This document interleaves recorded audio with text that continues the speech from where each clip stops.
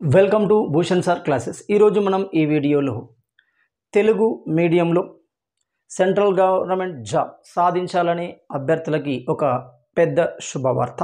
అదే ఎస్ఎస్సి నుండి వచ్చిన ఎంటీఎస్. అసలు ఎంటీఎస్ అంటే ఏంటి?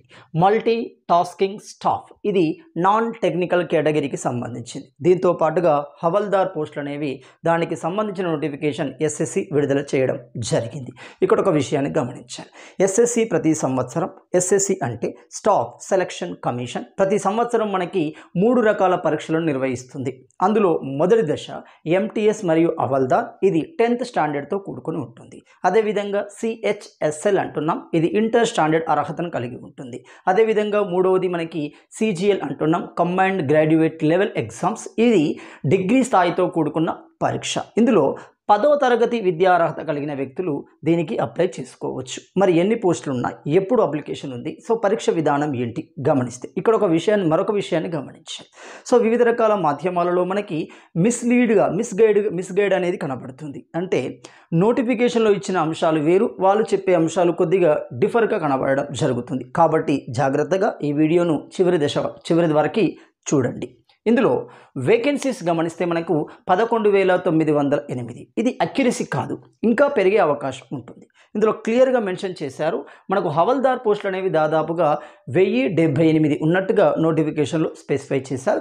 ఎంటీఎస్ అనేవి నోటిఫికేషన్ అయిపోయే నాటికి మరిన్ని పోస్టులు యాడ్ అయ్యే అవకాశం ఉంటుంది. అంటే మొత్తంగా 12,000 పోస్టులతో ఈ రిక్రూట్మెంట్ అనేది జరిగే అవకాశం కనబడుతుంది. సో దీనికి ఏ విధంగా అప్లికేషన్ చేసుకోవాలి, ఎవరు అప్లికేషన్ చేసుకోవాలి అంటే ఇది ఆన్లైన్ మోడ్లో మాత్రమే ఉంటుంది. ఆన్లైన్లో మాత్రమే అప్లికేషన్ చేసుకోవాలి.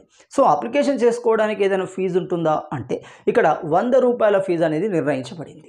సో ఈ 100 రూపాయల ఫీజు కేవలం కొన్ని వర్గాలు మాత్రమే, ముఖ్యంగా ఓసీ వర్గాలు, ఓబీసీ వర్గాలు మాత్రమే చెల్లించవలసి ఉంటుంది. ఎస్సీ, ఎస్టీ, పీడబ్ల్యూడి, అదేవిధంగా ఉమెన్స్ మనకి ఏ విధమైన ఫీజు చెల్లించాల్సిన అవసరం లేదు. అంటే జీరో ఫీజు అనేది ఉంది. బాగా గమనించండి. కాబట్టి వాళ్ళు కూడా ఉచితంగానే ఆన్లైన్లో అప్లికేషన్ చేసుకోవచ్చు. మరి అప్లికేషన్ ఎప్పుడు ప్రారంభమైంది అంటే ఇక్కడ జూన్ 26 నుండే ప్రారంభం కావడం జరిగింది. ఇది ఎప్పటి వరకు ఉంటుంది అంటే జూలై 24 వరకు ఉండడం జరుగుతుంది. సో అప్పటి వరకు మీరు అప్లై చేసుకోవచ్చు. త్వరగానే అప్లై చేయండి. సో ఇది రీజనల్ వారీగా నిర్వహించబడడం జరుగుతుంది. సో మరి ఈ పరీక్ష ఏ విధంగా నిర్వహిస్తున్నారు, ఆ పరీక్ష యొక్క ప్రాసెస్ ఏంటి గమనిస్తే ఇది ఆన్లైన్ మోడ్లో మాత్రమే నిర్వహించే పరీక్ష. ఈ నోటిఫికేషన్లో మనకు 2 పోస్టులు క్లియర్గా కనబడుతున్నాయి. ఒకటి మల్టీ టాస్కింగ్ స్టాఫ్ కనబడుతుంది, నాన్ టెక్నికల్ కేటగిరీ. అదేవిధంగా హవల్దార్ కనబడుతుంది. సో ఇక్కడ ఎంటీఎస్కు గమనిస్తే ఆన్లైన్లో సిబిటి విధానం అనేది ఒక దశలోనే ఉంటుంది. అదేవిధంగా హవల్దార్ గమనిస్తే 2 దశల విధానంలో మనకు పరీక్ష అనేది నిర్వహించబడుతుంది. ఇక్కడ ఒక విషయాన్ని గమనించండి. సో మరి ఇక్కడ సెలక్షన్ ప్రాసెస్ కనుక గమనిస్తే ఎంటీఎస్కు సంబంధించి గమనించండి, సిబిటి విధానంలోనే ఉంటుంది. అది ఎలా జరుగుతుంది అంటే ఇక్కడ సిబిటి విధానాన్ని కనుక గమనిస్తే అందులో మనకి 2 సెక్షన్లు ఉంటాయి. ఇది చాలా జాగ్రత్త. సో ఈ 2 సెక్షన్లలో సెక్షన్ 1 అనేది 2 భాగాలను కలిగి ఉంటుంది. సెక్షన్ 2 అనేది 2 భాగాలను కలిగి ఉంటుంది. మొత్తంగా 4 భాగాలకు సంబంధించిన ప్రశ్నలు మనకు ఈ సిబిటిలో వస్తాయి. ఒకే సందర్భంలో రాయవలసి ఉంటుంది. కానీ సెక్షన్ 1కి 45 నిమిషాలు ఇస్తారు. కొన్ని వర్గాలకి, స్క్రైబ్ ఉన్న వర్గాలకి 60 నిమిషాలు అనేది ఇవ్వడం జరుగుతుంది. మిగిలిన వ్యక్తులకి కేవలం 45 నిమిషాలే ఇస్తారు. సో మొదటి సెక్షన్లో మనకు గమనిస్తే ఏమున్నాయి సిలబస్లో అంటే న్యూమరికల్ ఎబిలిటీ మరియు మ్యాథమెటికల్ ఎబిలిటీ అనేది ఉండడం జరుగుతుంది. ఇక్కడ ఎన్ని ప్రశ్నలు వస్తాయి మనకు 20 ప్రశ్నలు అనేవి వస్తాయి. దీనికి 60 మార్కులు మ్యాక్సిమంగా నిర్ణయించారు. బాగా గమనించండి. అంటే ఒక ప్రశ్నకి 3 మార్కులు ఉండే అవకాశం కనబడుతుంది. అదేవిధంగా కనుక గమనిస్తే రెండవది సెక్షన్ 1లో రెండవది రీజనింగ్ అండ్ ప్రాబ్లమ్ సాల్వింగ్ అంట. ఇక్కడి నుండి కూడా 20 ప్రశ్నలు వస్తాయి. 60 మార్కులు ఉండే అవకాశం కనబడుతుంది. నోటిఫికేషన్లో క్లియర్గా ఇచ్చారు. సో ఈ భాగానికి మనకి ఎంత 45 నిమిషాలు ఉంటుంది. ఇక్కడ 45 నిమిషాలు అనేది ఇక్కడ మనకి టైం అనేది ఉండడం జరుగుతుంది. ఆ 45 నిమిషాల తర్వాత ఇక్కడ విషయాన్ని గమనించండి. 2 సెక్షన్లు ఒకేసారి పెడతారు కదా, మనం రెండో సెక్షన్ పోయి ఫస్ట్ సెక్షన్ రావచ్చా అంటే రావడానికి వీలు లేదు. ఈ విషయం గుర్తుంచుకోండి. సో మొదటగా ఫస్ట్ సెక్షన్ కంప్లీట్ చేయాలి 45 మినిట్స్లో. 46 మినిట్ వచ్చింది అంటే ఈ సెక్షన్ 1 మీకు కనబడదు, డిసపియర్ అవుతుంది. బాగా గమనించండి. సో క్లియర్గా అప్పుడు 45 మినిట్స్ తర్వాత సెక్షన్ 2 అనేది ఓపెన్ అవుతుంది. సో సెక్షన్ 2లో ఏముంటాయి, మళ్ళీ 2 భాగాలు అన్నాం. జనరల్ అవేర్నెస్ అంటున్నాం, ఇంగ్లీష్ మరియు కాంప్రహెన్షన్ అంటున్నాం. జనరల్ అవేర్నెస్లో ఎన్ని ప్రశ్నలు ఉంటాయి అంటే 25 ప్రశ్నలు ఉంటాయి. మ్యాక్సిమం మార్క్స్ అక్కడ 60 మార్కులు తీసుకునే అవకాశం ఉంటుంది. అదేవిధంగా ఇంగ్లీష్ అండ్ కాంప్రహెన్షన్లో సేమ్ 25 ప్రశ్నలు ఉంటాయి, 60 మార్కులు తీసుకునే అవకాశం ఉంటుంది. ఇలా 45 అంటే 90 నిమిషాల నిడివితో మనకు సిబిటి విధానంలో పరీక్ష అనేది నిర్వహించబడుతుంది. అది ఎంటీఎస్ వారికి మాత్రమే, ఎంటీఎస్కు అప్లై చేసుకునే వాళ్ళకే. మరి ఎంటీఎస్కు ఎవరు అప్లై చేసుకోవాలి గమనిస్తే ఇక్కడ 10వ తరగతి పూర్తి చేసిన వాళ్ళు. ఎప్పటి వరకు మరి క్లియర్గా మెన్షన్ చేశాడు ఇక్కడ నోటిఫికేషన్లో. ఆగస్టు 2025 నాటికి ఎవరైతే 10th క్లాస్ను పూర్తి చేస్తారో దాన్ని కట్ ఆఫ్ డేట్గా నిర్ణయించారు. అప్పటి వరకు 10th పూర్తి చేసిన వాళ్ళు దీనికి అర్హులుగా ఉంటారు. సో ఒకవేళ ఈ ఎంటీఎస్లో హవల్దార్ పోస్ట్కు అప్లై చేసిన వాళ్ళు 2 దశల ఎగ్జామ్ను అటెండ్ చేయవలసి వస్తుంది. మొదటి దశ ఎగ్జామ్ CBT1 అంటాం. రెండో దశ ఎగ్జామ్ అనేది ఏమవుతుంది, ఫిజికల్ ఎఫిషియన్సీ టెస్ట్ అనేది ఉండడం జరుగుతుంది. అంటే ఫిజికల్ ఎఫిషియన్సీ టెస్ట్ అనేది ఉంటుంది అంటే ఖచ్చితమైన హైట్ అనేది, చెస్ట్ అనేది మరియు వివిధ రకాల క్రీడలు అనేవి అక్కడ క్లియర్గా మెన్షన్ చేయబడతాయి. ఏంటో గమనిస్తే అందులో మేల్ అభ్యర్థులు అయితే ఎవరైతే హవల్దార్కు అప్లై చేసుకున్నారో ఆ అభ్యర్థులు ఖచ్చితంగా 157.5 సెంటీమీటర్ల హైట్ అనేది ఉండాలి. ఇక్కడ ఎగ్జంప్షన్ కూడా ఉంది, బాగా గమనించండి. ఇలాంటి వర్గాలకి ఎగ్జంప్షన్స్ ఉన్నాయి అంటే మనకి ఎస్టీ ట్రైబ్కు సంబంధించి, అస్సామీకి సంబంధించి, గుర్ఖాకు సంబంధించి ఈ వర్గాలకు సంబంధించిన వ్యక్తులకి 5 సెంటీమీటర్లు తక్కువ అంటే 152.5 సెంటీమీటర్ల హైట్ అనేది ఉండాలి.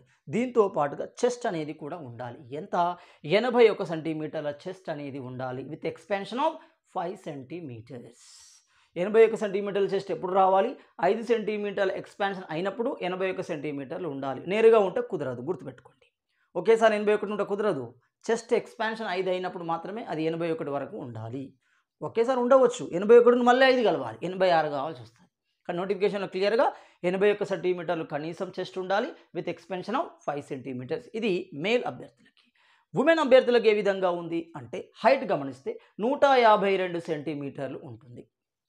ఇక్కడ మళ్ళీ ఎగ్జంప్షన్స్ ఇచ్చారు. ఎలా, ఎస్టీ, అస్సామీ, గూర్ఖా లాంటి వాళ్ళకి మళ్ళీ మహిళలకి ఎగ్జంప్షన్ ఇచ్చారు. 2.5 సెంటీమీటర్స్ ఎగ్జంప్షన్, 5 సెంటీమీటర్స్ కాదు.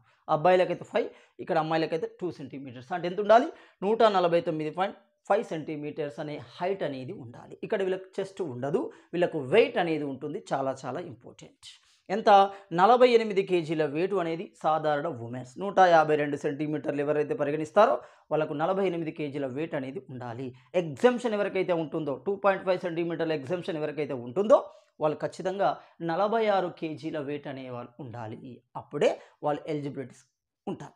ఆ ఫిజికల్ ఎఫిషియన్సీ టెస్ట్లో భాగంగా క్రీడలు అనేవి నిర్వహిస్తారు. అందులో రన్నింగ్ పోటీ అనేది ఉంటుంది.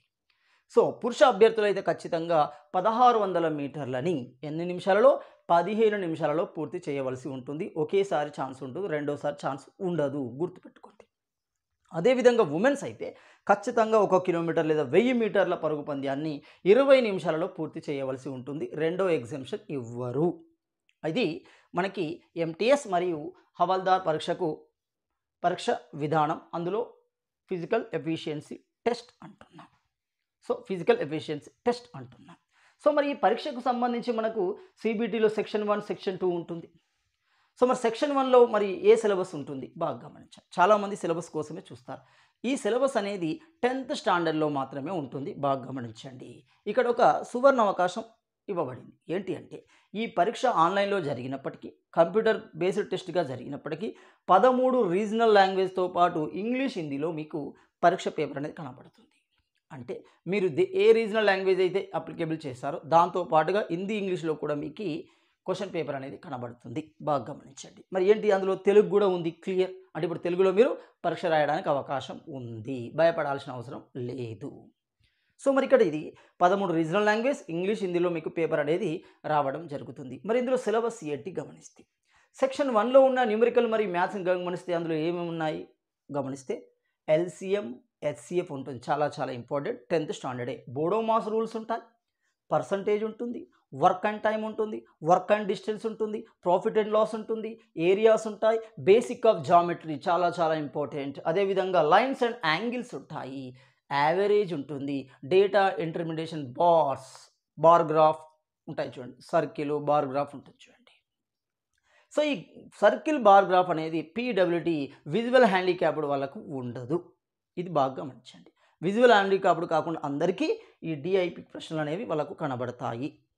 ఇది న్యూమరికల్ ఎబిలిటీలో ఉండే సిలబస్. అదేవిధంగా రీజనింగ్కి సంబంధించి గమనిస్తే, సో రీజనింగ్ మరియు ప్రాబ్లమ్ సాల్వింగ్కి సంబంధిస్తే కోడింగ్, డికోడింగ్ అనేది, అనాలజీ అనేది, డైరెక్షన్ అనేది, క్యాలెండర్, క్లాక్, సిమిలారిటీ అనేవి ప్రధాన అంశాలుగా అందులో మనకు ప్రశ్నలు ఇవ్వబడతాయి. బాగా గమనించండి.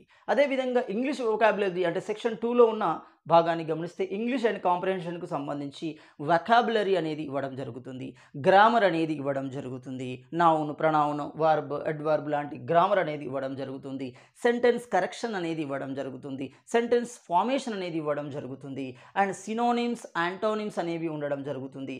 కరెక్షన్ ఆఫ్ సెంటెన్స్తో పాటుగా కాంప్రహెన్షన్స్ కూడా ఇవ్వడం జరుగుతుంది ఇంగ్లీష్లో. అదేవిధంగా జనరల్ అవేర్నెస్కు సంబంధించి ఇక్కడ సిలబస్ని మెన్షన్ చేశాడు. హిస్టరీ, ఆర్ట్స్ అండ్ కల్చర్, అదేవిధంగా Geography, civics, economics, science and టెక్నాలజీతో పాటుగా ఎన్విరాన్మెంటల్ ఎడ్యుకేషన్కు సంబంధించిన ప్రశ్నలు ఇక్కడ ఇవ్వడం జరుగుతుంది. ఇది మనకు సిలబస్ నోటిఫికేషన్లో ఇచ్చిన క్లియర్ కట్ సిలబస్ అవుతుంది.